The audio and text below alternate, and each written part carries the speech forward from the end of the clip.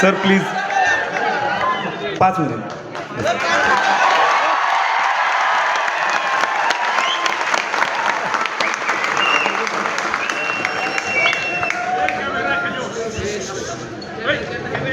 खरं तर मी आज व्यासपीठावर बसण्यासाठी किंवा बोलण्यासाठी आलो नव्हतो. माझ्यावरती जे पुस्तक लिहिलं आहे आणि त्याचं उद्घाटन विमोचन ज्यांच्या हस्ते होणार होतं त्यांचे विचार ऐकण्यासाठी आलो होतो. परंतु आपल्या हात अग्राखातर फक्त बोलताय म्हणून मला बोलता येणार नाही आहे, कारण हा क्षण माझ्यासाठी अत्यंत मोठा आहे. शब्दात मला भावना व्यक्त करता येणार नाहीत. मी ते पुस्तक वाचलेलं नाही, आत्ता मला भेटलं त्याच्यामुळे मी वाचेन. परंतु ज्या काही गोष्टी याच्यामध्ये लिहिलेल्या आहेत त्या फॅक्ट्सशी पूर्णपणे आहेत असं दिसतं आहे. मला पूर्ण पुस्तक वाचल्यानंतर त्याच्यामध्ये काय लिहिलं आहे हे कळेल. तथापि आपण सर्वजण इथं या कार्यक्रमासाठी आलात ते मनापासून मी आणि मुंडे कुटुंब यांच्या वतीनं आपले धन्यवाद मानतो.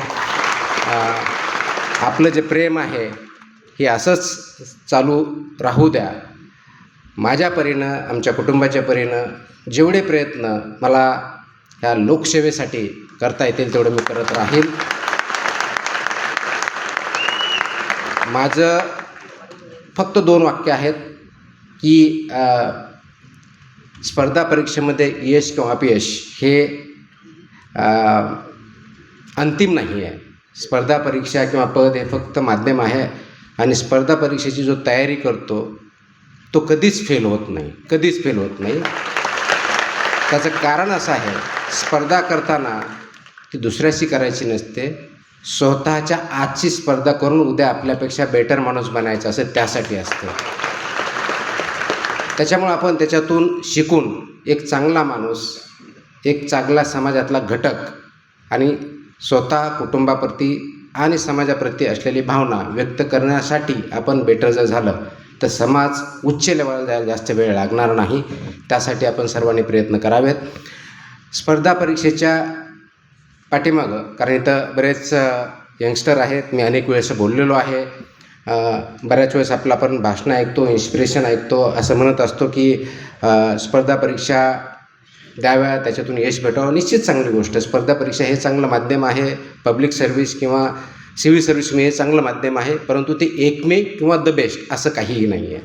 आपण शिक्षक असाल, आपण शेतकरी असाल, आपण उद्योजक असाल, आपण एंटरटेनर किंवा अभिनेता असाल, राजकारणी असाल, कोणत्याही क्षेत्रामध्ये जा, फक्त बेस्ट पॉसिबल काम करा. आणि ज्यावेळेस मी बेस्ट पॉसिबल म्हणतो त्यावेळेस सर्वात महत्त्वाचा माझ्या दृष्टिकोनातून जर कोणता भाग असेल तर तो नैतिक या दृष्टिकोनातून उत्तम राहील.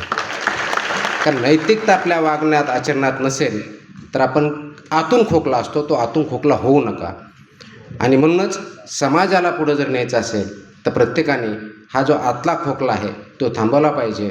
आणि जे जे समाजामध्ये चांगलं घडतं आहे त्यासाठी एकत्र येऊन आपण पुढं जाऊया एवढी अपेक्षा करतो. नमस्कार.